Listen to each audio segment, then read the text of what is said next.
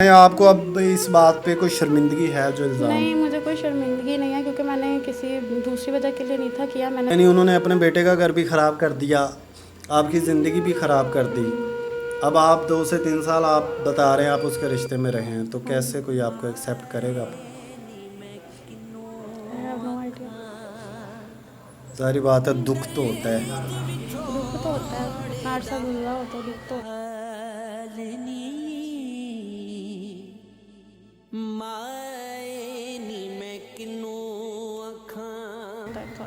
आपका जो हस्बैंड है वो आपके साथ वैसे पहले कैसा उसका रवैया था? ठीक था, नॉर्मल था।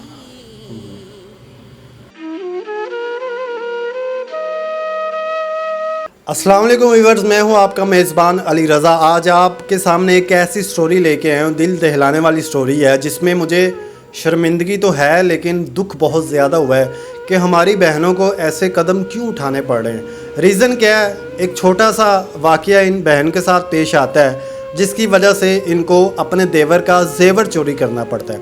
जेवर चोरी करने की वजह से उनके घर वालों को जब पता चलता है तो इस बहन को डिवोर्स हो जाती है।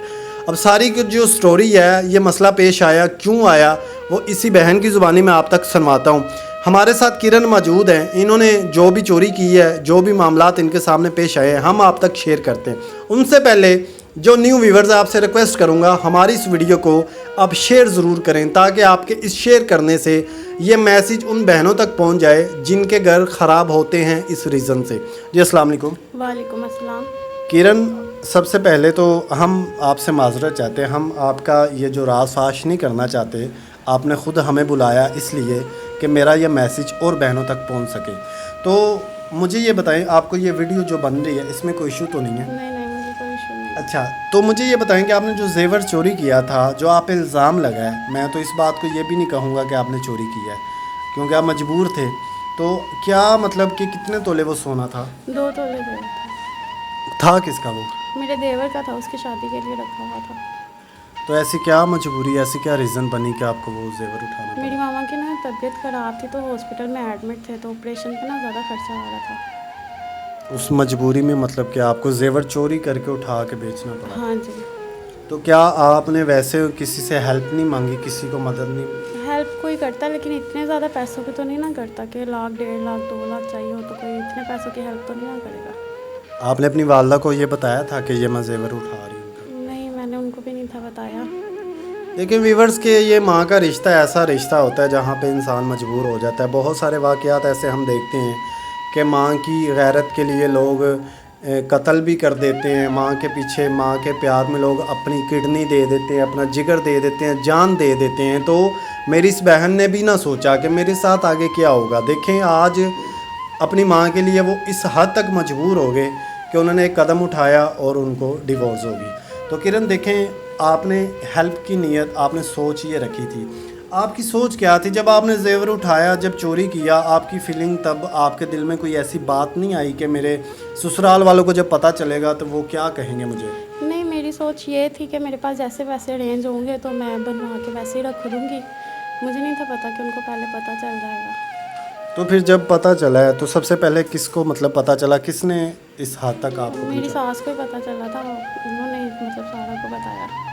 तो उन्होंने मतलब कि ये नहीं सोचा कि अगर ये हमारी बहू है, हम इस पे इल्ज़ाम लगाएंगे, हमारी इज़्ज़त भी ख़राब होगी, हमारे बेटे, आपके जो हस्बैंड थे उनका क्या तासरात था आपके साथ?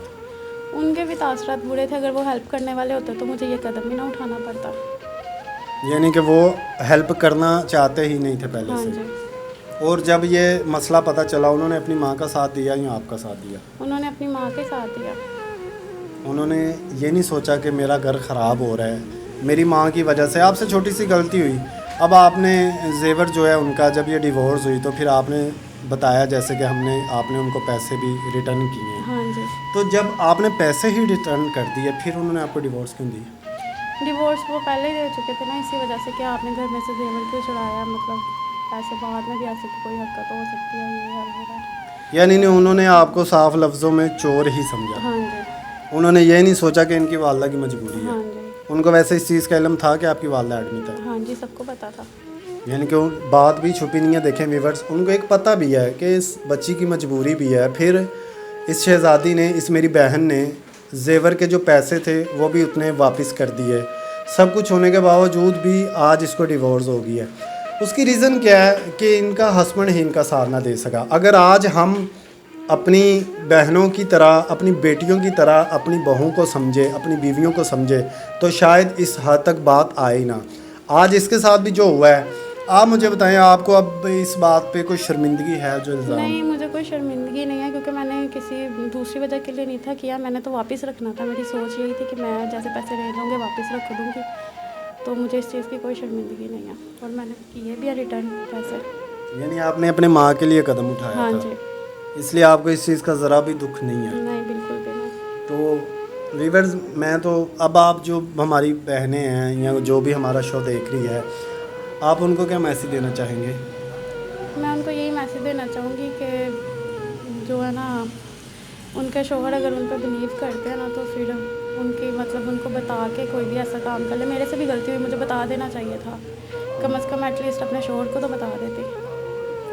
लेकिन एक सवाल यहाँ ये भी पैदा होता है कि अगर आप शौहर को बता देते हैं, ठीक है, जैसे कि वो कह रहे हैं जी मेरा शौहर अगर मेरी हेल्प करता मुझे ये कदम उठाना ना पड़ता, ठीक है, और इसी तरह से बहुत सारे लोग ऐसे होते हैं जो कि अपनी बीवियों पे एतबार नहीं करते, ठीक है। जब बीवी कोई कदम उठा लेती है, कोई सुसाइड कर लेती है, कोई ऐसा इशू बन जाता है, उसके बाद फिर वो पछताते हैं कि ये हमें बताते तो सही, हम इनकी प्रॉब्लम दूर करते, हम इनकी परेशानी दूर करते। इसी तरह मेरी इस बहन को भी जब अपने हस्बैंड पे भरोसा ना रहा, बिलीव टूट चुका था कि ये मेरी हेल्प नहीं करेंगे, तो ही इन्होंने कदम उठाया।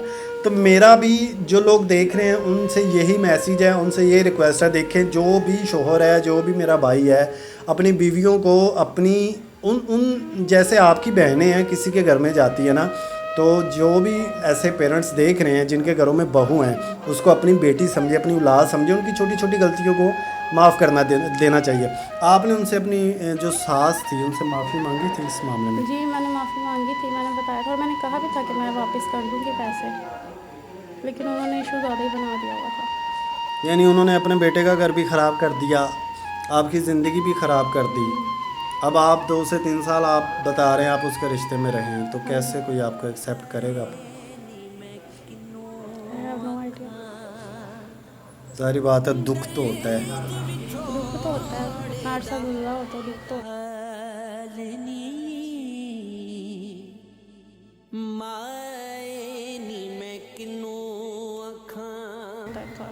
आपका जो हस्बैंड है वो आपके साथ वैसे पहले कैसा उसका रवैया था?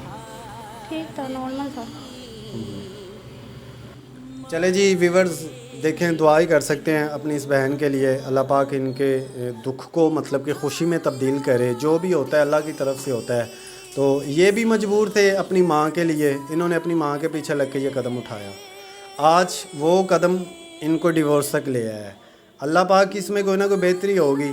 हम भी आपके लिए दुआ करेंगे कि अल्लाह पाक आपकी इस मुश्किल को आसान करें। जितने भी मेरे व्यूवर्स हैं जो इस वीडियो को देख रहे हैं, प्लीज़ इस मैसेज को आप कम से कम फॉरवर्ड ज़रूर कर दें, शेयर ज़रूर कर दें। हो सकता है आपके एक शेयर करने से ये वीडियो मेरी किसी ऐसी बहन तक पहुंच जाए जो ये कदम उठाती हो, ये काम करती हो, ज़ेवरात या कोई भी घर की चीज़ उठाती हो। शायद वो इस वीडियो को देखने के बाद इन मामलात से हट जाए और उनका घर ख़राब होने से बच जाए। तो थैंक यू सो मच कि आपने हमारे साथ ये मैसेज शेयर किया, एज एक नेकी समझ के आपने किया, ताकि मेरे इस मैसेज से बाकी बहनें सबक सीख सकें। आखिर में बहुत शुक्रिया। बहुत शुक्रिया।